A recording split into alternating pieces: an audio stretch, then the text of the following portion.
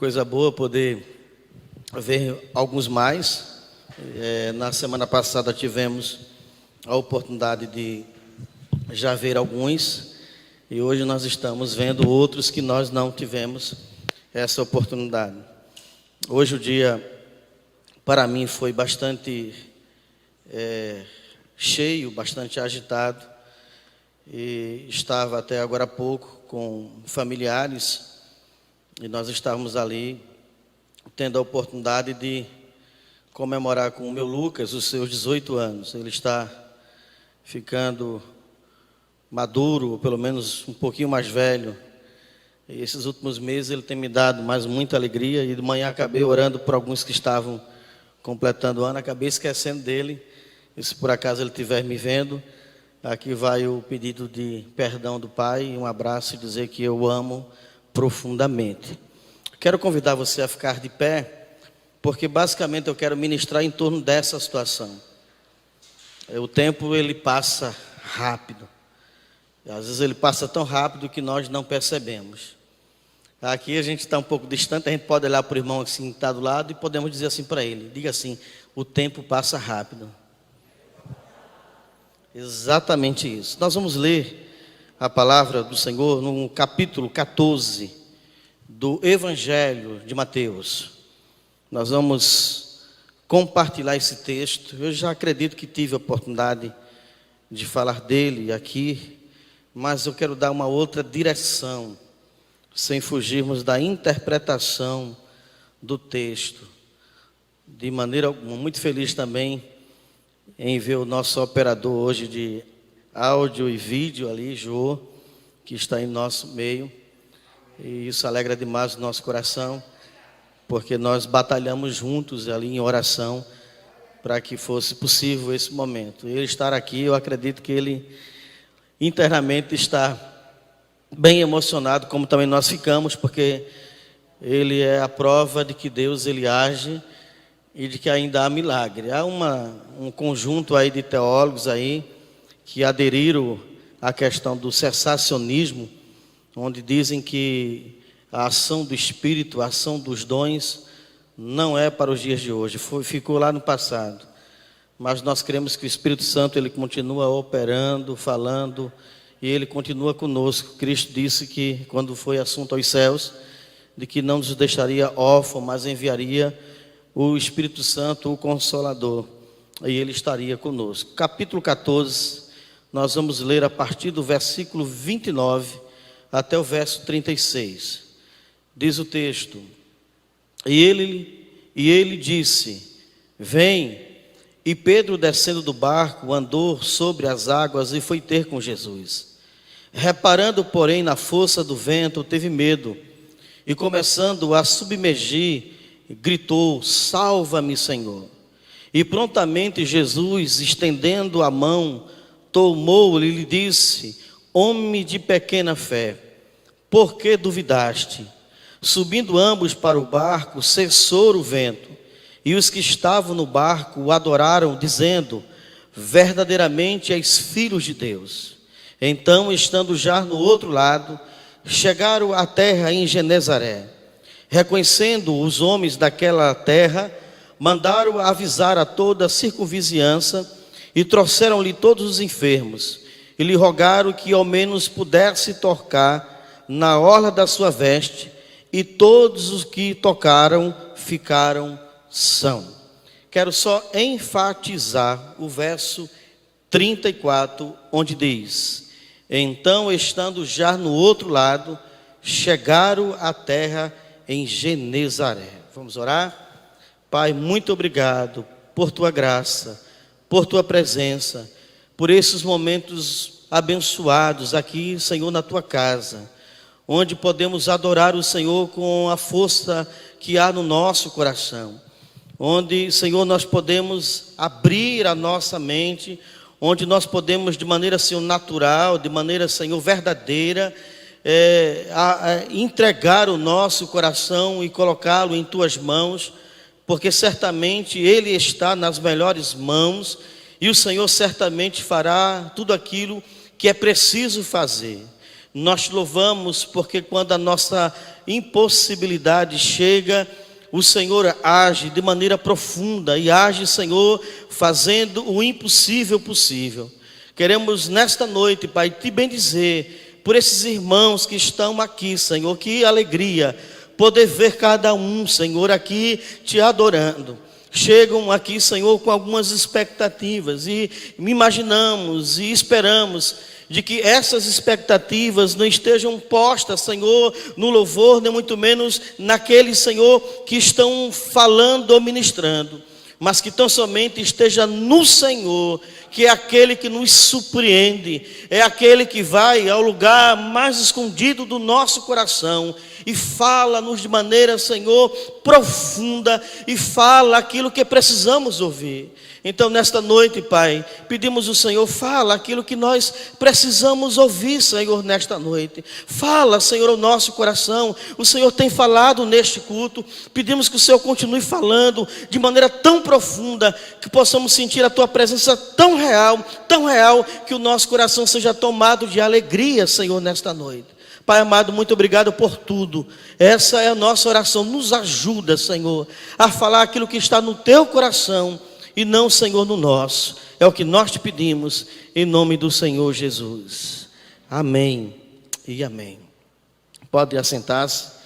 Nós vamos andar um pouquinho nesse texto. Eu gosto muito de contextualizar e é muito importante nós nos situarmos no texto. Embora eu fiz aqui enfatizei o verso 34, que está dando a ideia aqui muito clara de que há um percurso que foi percorrido e de alguma maneira algumas pessoas conseguiram chegar a um lugar determinado. Nós sabemos de que para chegarmos em um lugar determinado, nós precisamos inicialmente sair de onde nós estamos. E certamente a nossa travessia ou a nossa ida a um determinado lugar, ela pode de repente trazer alguns percalços, alguns problemas que é bastante natural. Nós sabemos, e eu não quero trazer aqui a história que os irmãos todos conhecem, como nós estávamos no domingo aqui, onde tudo estava muito bem, mas de repente na ida para casa de alguém que nós amamos, de repente houve um problema, assim como tem acontecido muitas vezes conosco. Saímos de maneira não bem intencionada, mas de maneira natural. Vamos de repente a um mercado, vamos a uma farmácia, vamos à casa de repente de um amigo, e de repente está tudo muito bem, tudo muito natural, mas de repente acontece alguma coisa no caminho, alguma tragédia que muda radicalmente a nossa vida. A palavra de hoje à noite, eu gostaria que ela fosse encarada como se nós estivéssemos empreendendo nesta noite uma viagem. Nós estamos viajando, estamos indo para algum lugar, porque é exatamente esse aqui o contexto.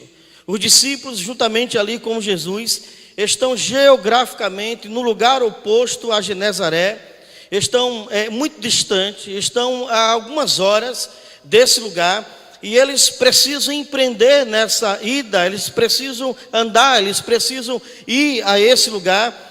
E esse lugar era um lugar que não era tão perto, mas era um lugar onde as viagens aconteciam de maneira bem natural.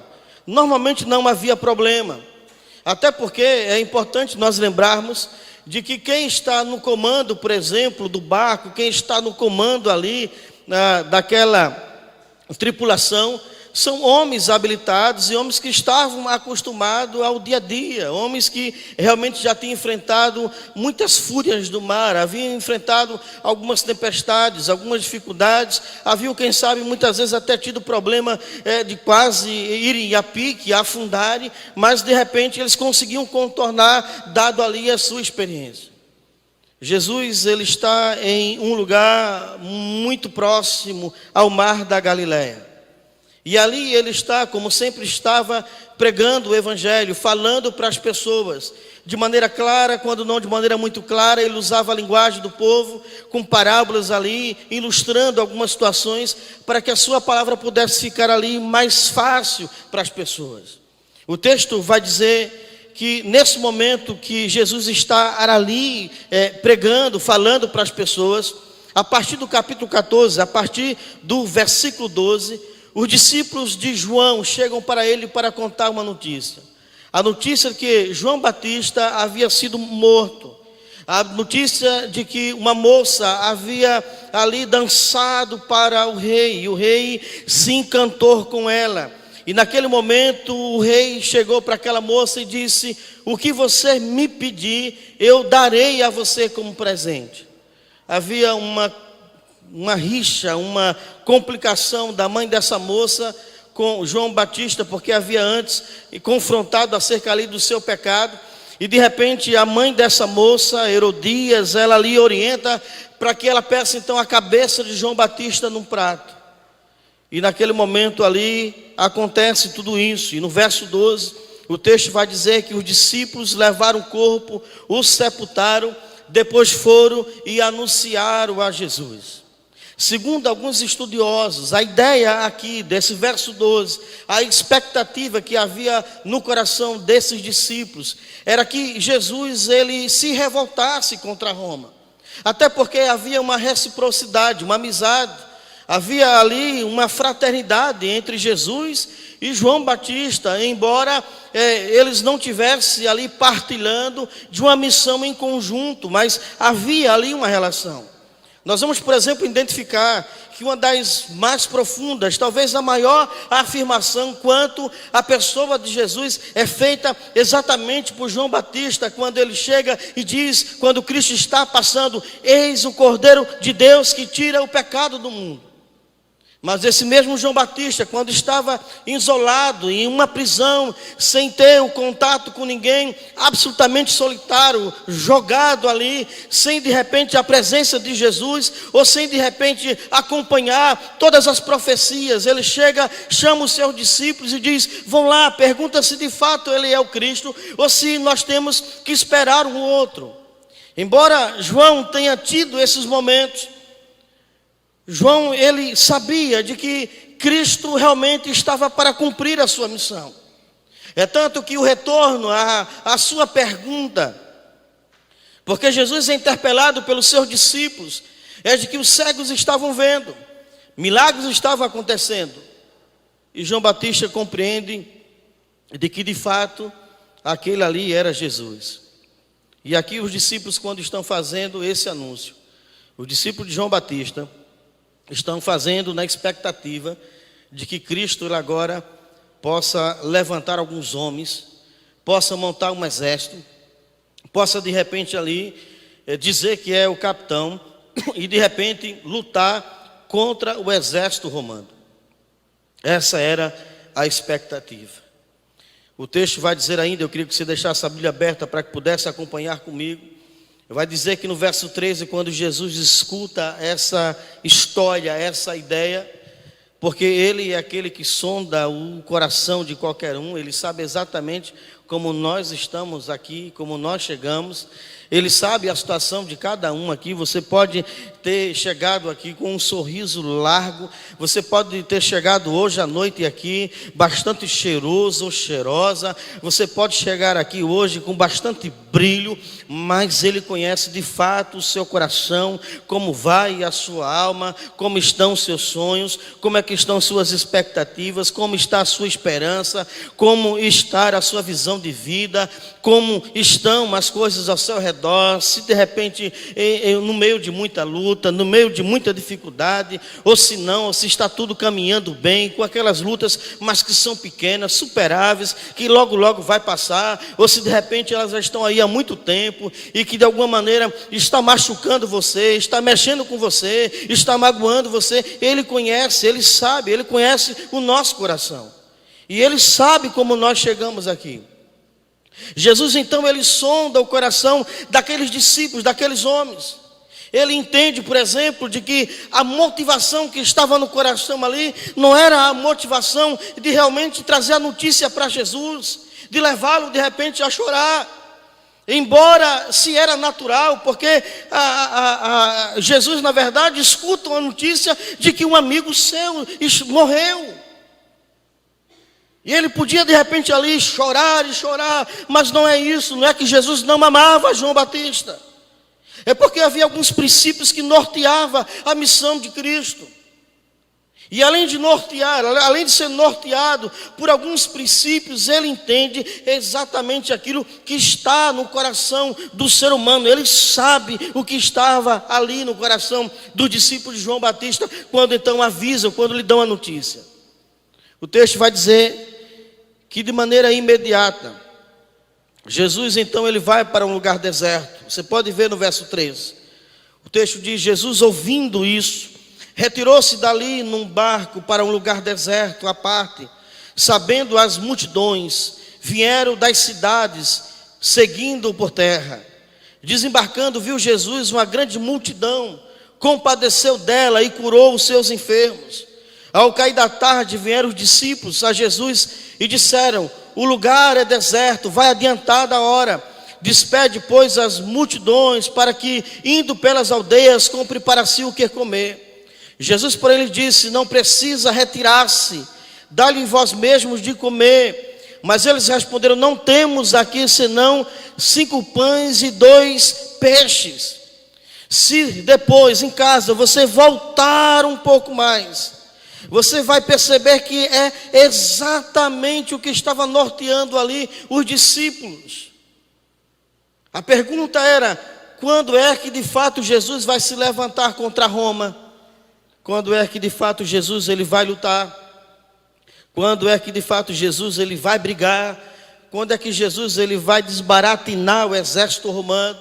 E ele vai então nos levar ali ao comando da nação, imprimir ali um novo processo de governabilidade, de reinado, onde nós vamos então exercer isso. Entre o verso 13 até o verso 12, Jesus ele vai sentindo exatamente que isso estava no coração dos discípulos. No verso 19, por exemplo, o texto vai dizer que, tendo mandado que a multidão se assentasse sobre a relva, tomando os 5 pães e 2 peixes, erguendo os olhos aos céus, os abençoou. Depois, tendo partido os pães, deixou os discípulos e estes as multidões. Todos comeram e se fartaram. E dos pedaços que sobejaram, recolheram ainda 12 cestos cheios. E os que comeram foram cerca de 5.000 homens, além de mulheres e crianças. Esse texto em Marcos capítulo 6 e Lucas no capítulo 9, vai deixar claro que a partir desse momento aqui, essa multidão, agora não é mais só os discípulos de João Batista, mas agora é a multidão e os próprios discípulos de Jesus, que de alguma maneira estão tentando ali fazer com que ele se levante contra Roma, que ele lute contra Roma. Jesus então percebe isso, e ao perceber isso, no verso 22, o texto vai dizer que Jesus, ele manda os discípulos entrar no barco. O texto vai dizer: logo a seguir compeliu Jesus aos seus discípulos. E essa expressão compelir significa dar uma ordem. Jesus está exigindo aqui que os seus discípulos não participem aqui desse momento, mas que de maneira imediata eles possam entrar no barco, para que de alguma maneira não sejam ali tomados por esse sentimento. Porque ele não tinha vindo para estabelecer um reinado físico e político. Ele veio para habitar. Ele veio para tabernacular no nosso coração. Ele veio para morar no nosso coração. Ele veio para mudar a nossa existência. Ele veio para estar conosco. Ele não veio para estar fora. A grande questão, irmãos, é que o cristianismo não é a ideia de um Jesus ausente. Não é a ideia de um Jesus que de repente está colocado ali em um quadro, de repente de barro ou de pedra. O nosso Jesus é vivo, é poderoso. O nosso Jesus, ele opera milagre. O nosso Jesus faz sinais e maravilha. O nosso Jesus cura. O nosso Jesus liberta. O nosso Jesus transforma. E aqui não é a questão, ele não estava preocupado em se implantar um reino e reinar sobre os romanos. Ele queria morar no coração deles. Assim como ele deseja, de fato e de verdade, morar no nosso coração. Ele deseja realmente tabernacular em nós, estar em nós, morar em nós. O texto vai dizer que Jesus então ordena, ele exige que os discípulos imediatamente adentrem o barco enquanto ele vai agora ao monte a orar. Perceba que uma coisa bem interessante, Jesus está literalmente fugindo o tempo todo de que haja uma compreensão equivocada de que ele tinha vindo para lutar contra Roma. Não foi, ele veio para trazer a graça que permitiu que eu e você pudéssemos estar hoje à noite aqui, a graça que nosso grupo de louvor canta, maravilhosa graça, essa graça que realmente nos alcançou, essa graça que, independente de sermos feios ou bonitos, gordinhos ou magros, sermos ricos ou pobres, pretos ou brancos, independente da raça, de cor, essa graça que nos iguala, essa graça que é democrática, essa graça que valoriza todo mundo de maneira real, de maneira igual, onde não há ninguém mais importante. Todos são importantes, porque todos foram comprados com um sangue de Cristo que foi derramado ali na cruz do Calvário, e isso foi pela graça, tão somente pela graça. João vai dizer acerca desse texto que Jesus ele sobe para orar pelos discípulos, para que o coração deles não fosse contaminado com essa ideia de grandeza, com essa visão mundana, com essa visão romana, com essa visão de querer crescer aqui na terra, com essa visão de querermos alcançar todos os nossos sonhos possíveis e imagináveis aqui na terra. E o que ele está tentando colocar no coração dos discípulos é a percepção espiritual. As coisas espirituais valem mais do que qualquer outra coisa. A ação do Espírito na nossa vida, a presença do Espírito na nossa vida, o batismo com o Espírito Santo é algo imprescindível, é algo abençoador, é algo de Deus na nossa vida, e nada, dinheiro nenhum compra isso. Irmãos, a presença de Deus, aquela presença que a gente sente, que invade a nossa alma, que faz com que nós nos esvaziemos de uma maneira tão profunda, que a gente começa a olhar assim, e é tanta graça, que dá vontade da gente parar aqui e só ficar glória, glória, glória a Deus, aleluia. E aleluia, e glória a Deus, e glória a Deus, e aleluia. E aí a gente vai e passa a noite toda, porque isso é graça de Deus, é privilégio, é bênção de Deus. Deus nos deu, Jesus nos deu a oportunidade, não de reinarmos com Ele em um reinado físico. Eu não quero aqui falar da escatologia, isso vai, mas eu estou falando agora, o que Ele quer fazer é reinar no nosso coração, é reinar na nossa vida. Existe uma compreensão muito equivocada da expressão reino. O evangelho do reino, Mateus, Marcos, basicamente, ele vai tratar muito essa questão de reino, a palavra reino. O reino ele está atrelado a uma expressão que significa governabilidade. Significa o seguinte: quando eu digo venha a nós o teu reino, ou venha a mim o teu reino, eu estou dizendo o seguinte: Senhor, governa sobre mim, manda em mim, manda na minha vida.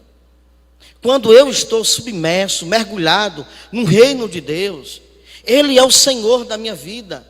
Ou seja, é como Paulo disse: não vivo eu, mas Cristo vive em mim. Já pensou que ousadia, que privilégio, podemos de repente abrir a boca e dizer: não vivo eu, mas Cristo vive em mim. Jesus então está orando ali, enquanto os discípulos então empreendem ali na sua estrada, na sua jornada. A jornada de sempre, como sempre havia acontecido. Eles sempre andaram naquele caminho. Não era a primeira vez. Não tem aqui, se eu disser aqui um número, será uma conjectura. Mas eu acredito que muitas e muitas vezes eles atravessaram ali o mar da Galileia. O mar que estamos aqui é o mar da Galileia. Os irmãos sabem que ele tinha 22 metros, 22 quilômetros de comprimento por 14 quilômetros de largura. Quando o texto vai dizer que o barco vai afundar, ele basicamente ele vai indo a pique, quando acontece a tempestade, exatamente no meio, ou seja, era quase que impossível. Mas esses homens estavam acostumados, tinham experiência ali. Mas de repente estão solitários. Jesus não está ali no barco, porque há alguns momentos que parece que a nossa vida está dessa maneira. Parece que a gente está lutando sozinho, não é verdade? Parece que a gente está na batalha sozinho, não tem ninguém do nosso lado. Parece até que as pessoas que a gente sempre conta com elas para orar, elas estão ali também em suas lutas pessoais. E parece realmente que o céu ficou de bronze, o horizonte desapareceu, e só nos resta realmente afadar o fracasso, ou pelo menos a não sermos exitosos com relação à luta que a gente está passando. Parece que estamos absolutamente sozinhos, não há ninguém. Nós nos sentimos desamparados ali, nós nos sentimos ali sem a presença de Cristo. E essa é a sensação aqui dos discípulos. Jesus não está no barco. É como se ele não estivesse ali, não apenas no barco, mas não estivesse ali com eles, na vida deles. E quando vem a dificuldade, prontamente eles já começam a se desesperar. Mas o norte aqui, o cerne do texto, não é apenas essa perturbação, não é essas dificuldades que esses homens sofrem aqui no percurso para chegar do outro lado. Porque preste bem atenção, às vezes o tempo passa tão rápido, mas nós enfrentamos muitas lutas para poder chegar do outro lado. Eu sinceramente, quando hoje pela manhã olhei para o meu rapaz e perceber que 18 anos já se passaram, que eu já estou na casa da conversão do pastor Wilton, eu fiquei assim, eu digo, meu Deus, como o tempo está passando. Quantas lutas, irmãos, quantas dificuldades.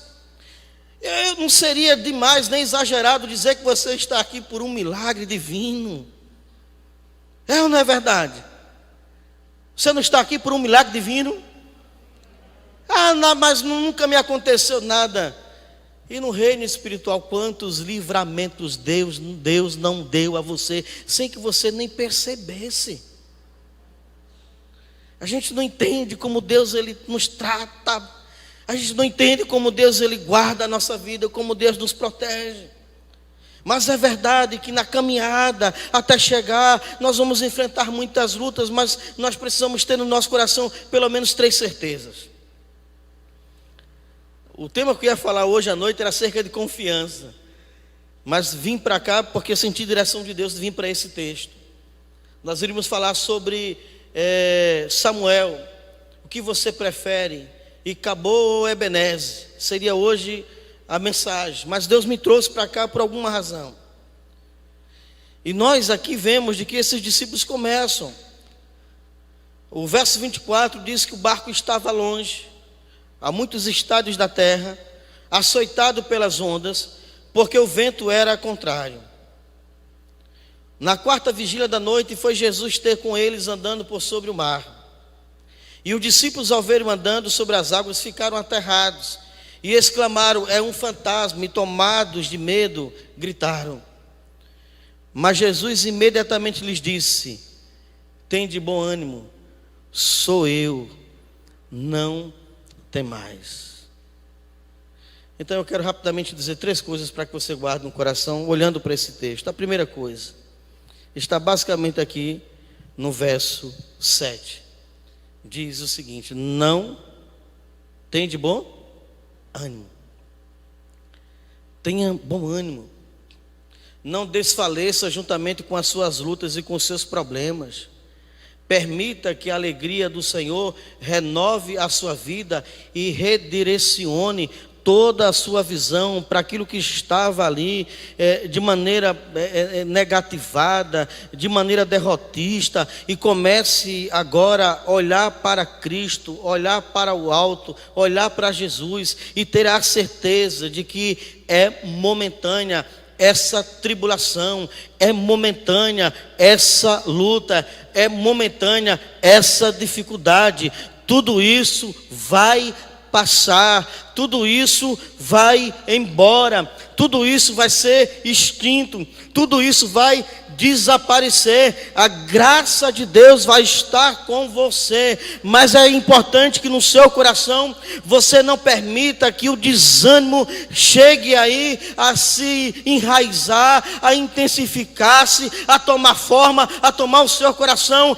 Tenha ânimo em nome do Senhor Jesus. Não deixe que a apatia, não deixe que de repente os problemas que aparentemente são grandes, ou que a situação de alguma maneira lhe traga essa sensação de que você não vai vencer, de que de repente você vai perder, de que a sua vida ela vai sofrer ali um esgotamento muito grande, você vai afundar. Você não irá afundar, porque Jesus, Ele está no nosso barquinho, que é a nossa vida, e Ele diz: tende bom ânimo. Você que está em casa aí, nos ouvindo, nos vendo, tenha ânimo. Você que está no hospital com alguém, seja onde quer que esteja, tenha ânimo. Não deixe, irmãos, nós às vezes estamos ali, um corredor, ele ganha uma corrida por causa de um centésimo de segundo. Sabe por quê? Porque ele tem a esperança de que mesmo com muita gente na frente dele, ele vai conseguir superar. Ele vai extrair força de onde ele não tem, e ele começa a olhar para o prêmio, ele começa a olhar para frente, como diz o escritor aos Hebreus, olhando firmemente para Jesus, que é o autor e consumador da nossa fé. Ele olha para frente e não desiste. Então tenha ânimo em nome de Jesus. Tenha ânimo, tenha de bom ânimo, tenha ânimo, não se enfraqueça, não permita que depressão, essa coisa ruim instale no seu coração. Jogue para fora, olhe no espelho, você é lindo, você é linda. E você não vai estar mentindo para você não, porque embora os outros não achem, mas você tem que se achar. Hoje eu olhei no espelho, achei que estava mais magro, 5 quilos, e problema de quem me acha que eu estou mais gordo, mas eu me achei. Hoje deu para colocar o botão do paletó sem apertar a barriga, então alguma coisa desapareceu. Nós temos que ter ânimo. Eu não posso deixar que as pessoas moldem minha vida e determinem a minha vida como será. Se Deus não disse que é, então não é. Pode dizer o que quiserem dizer, pode falar o que quiserem falar. O que eu preciso entender é que o meu Cristo, Ele diz a mim que eu preciso ter ânimo. Em segundo lugar, no verso 27, Cristo faz questão de dizer, no meio daquele temporal, daquela adversidade, Ele diz a seguinte expressão: sou eu. É a mesma expressão que nós encontramos lá em Êxodo. Quando Cristo ele faz essa afirmação, sou eu, Ele está falando da totalidade. Ele está falando da soberania. Ele está falando de que Ele é onisciente, que Ele é onipresente, que Ele é onipotente, que não há ninguém, mas ninguém que possa de repente se chegar a Ele, ou se aproximar dEle, ou chegar perto dEle. É por isso que eu digo que existe uma coisa que todo homem pode ver, mas Deus não vê. Todo homem consegue enxergar outro homem e outras coisas, mas Deus não vê um outro Deus, porque não há um outro Deus. Ele é um único Deus, suficiente e poderoso. Quando ele diz, eu sou, Flávio José, historiador, ele vai fazer um comentário interessante acerca disso. Ele vai dizer o seguinte, que ele está dizendo aqui que ele não tem apenas o poder sobre o coração das pessoas, Ju, mas ele também tem um poder sobre a natureza, sobre a gravidade. Ele anda por sobre as águas.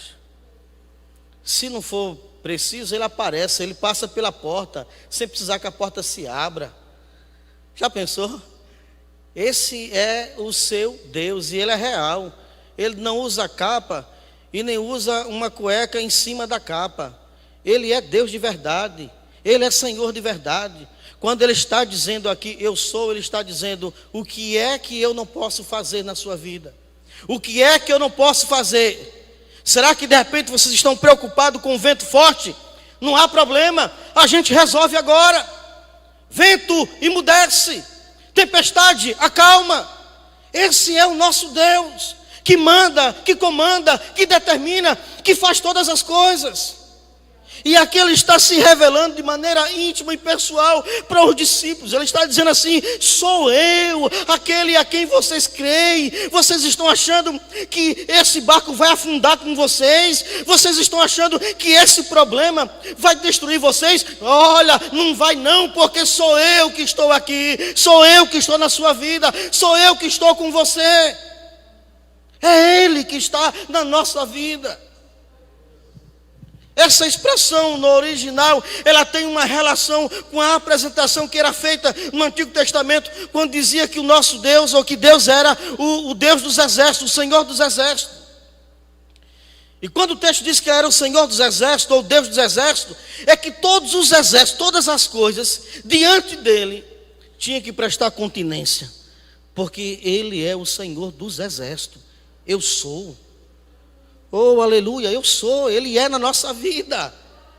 O que é que está atrapalhando aí? Creia em nome de Jesus.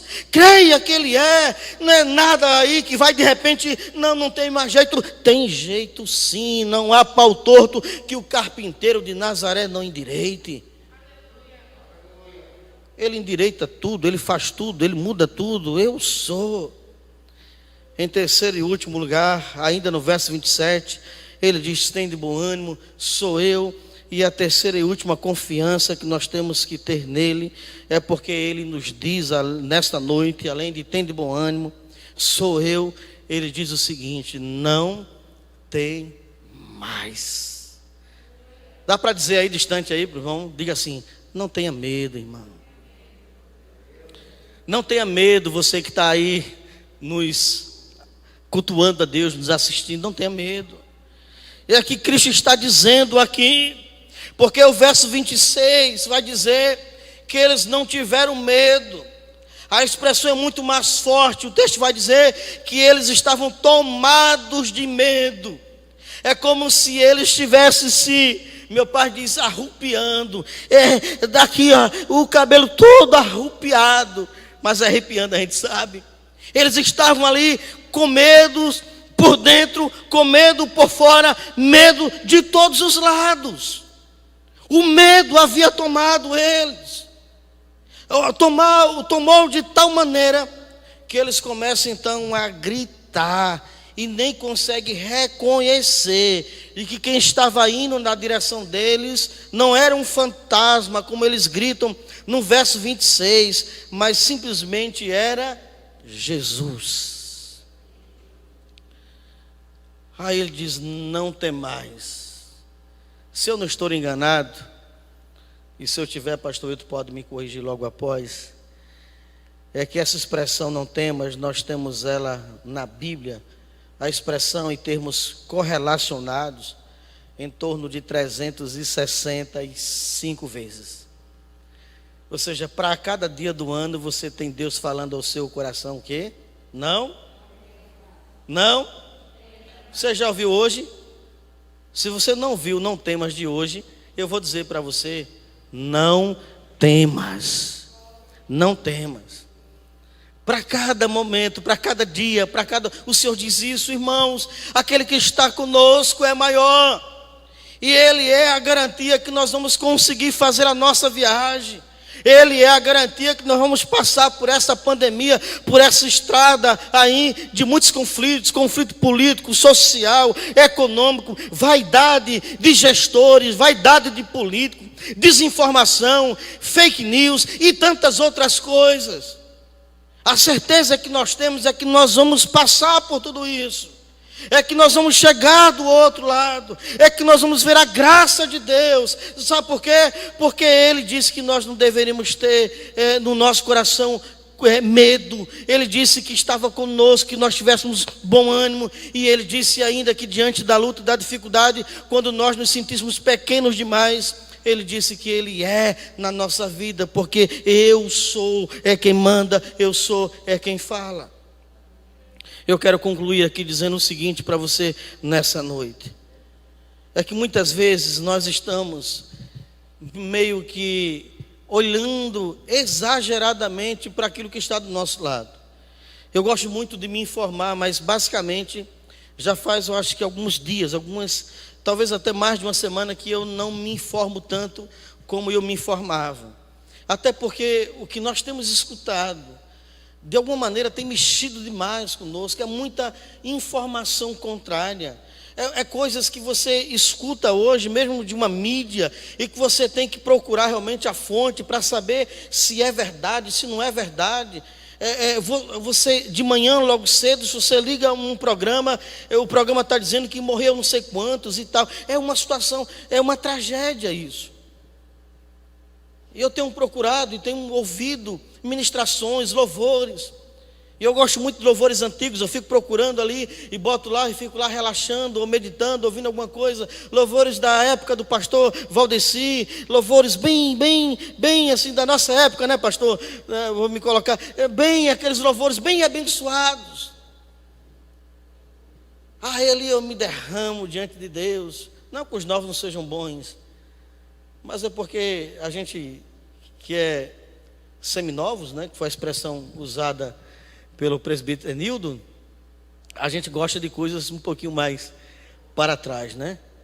Então, tem louvores, aí a gente fica, e sinceramente, quando termina aquele momento ali de ministração, louvor ou palavra, a gente se sente tão bem. Então, eu tenho me informado minimamente, porque eu quero trazer para o meu coração, eu quero trazer para a minha vida aquilo que projeta fé, aquilo que projeta esperança, aquilo que me dá expectativa, aquilo que me faz olhar para a vida, irmãos, sonhando.